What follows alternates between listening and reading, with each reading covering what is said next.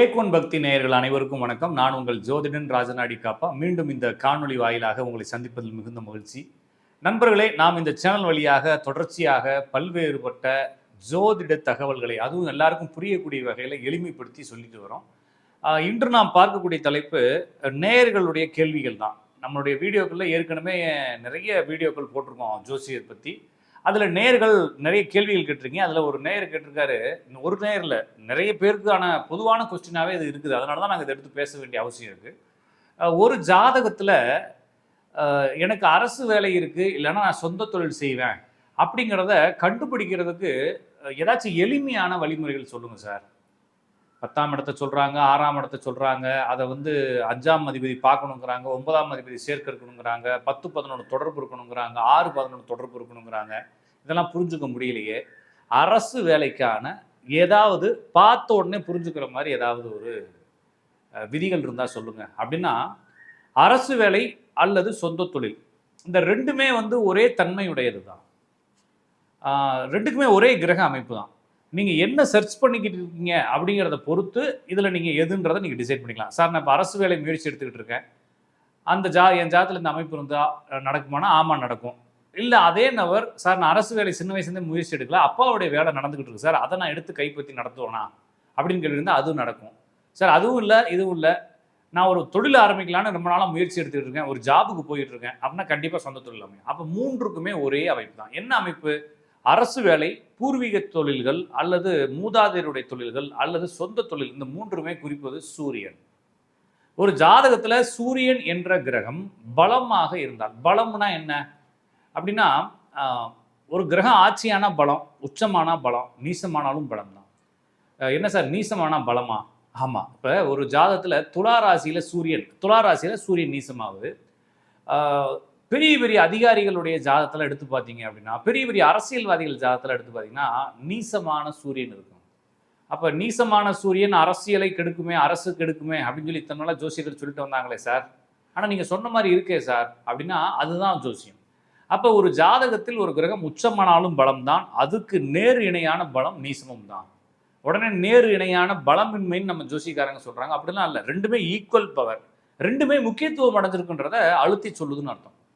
அப்போ ஒரு ஜாதகத்தில் நான் சொல்லக்கூடிய ராசிகளில் ஜாதகத்தை தரங்க ஒவ்வொரு கட்டத்துக்கும் ஒரு பேர் இருக்குது. மேசராசி, ரிஷபராசின்னு சொல்லி ஒவ்வொரு கட்டத்துக்கும் ஒரு நேம் வச்சுருக்குறாங்க. அதை ஜோசிக்காரங்க அங்கே சந்திரன் இருக்கிறதுனால உங்கள் ராசின்னு சொல்கிறாங்க.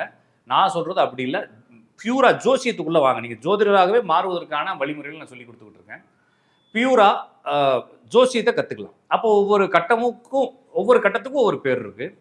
மேசராசி, ரிஷபராசின்னு பேர் இருக்குது. அப்போ மேசராசியில் சூரியன் இருந்தால், அல்லது சிம்ம ராசியில் சூரியன் இருந்தால், அல்லது துலா ராசியில் சூரியன் இருந்தால், அல்லது கும்ப ராசியில் சூரியன் இருந்தால், இந்த 4 ராசிகளில் சூரியன் இருந்தால் நீங்கள் அரசு வேலையோ அல்லது சொந்த தொழிலோ செய்தே தீர்வீர்கள்.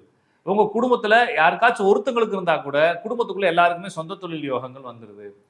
அதுக்கடுத்து சூரியன் எந்த கிரகத்துடன் பரிவர்த்தனை பெற்று இருந்தால், அடுத்து ஒரு சூரியன் ஒரு ஜாதகத்தில் சந்தியில் இருந்தால், சந்தினா ஒரு கட்டத்துக்கு 30 டிகிரி, 0லேருந்து 1.5 டிகிரிக்குள்ள அல்லது 28.5லேருந்து 30க்குள்ள ஒரு ஜாதகத்தில் சூரியன் ஏதாச்சும் ஒரு ராசியில் இருந்தாலும் சரி, எந்த ராசியாக இருந்தாலும் அவங்களும் அரசு வேலையோ அல்லது சொந்த தொழிலோ செய்வார்கள்.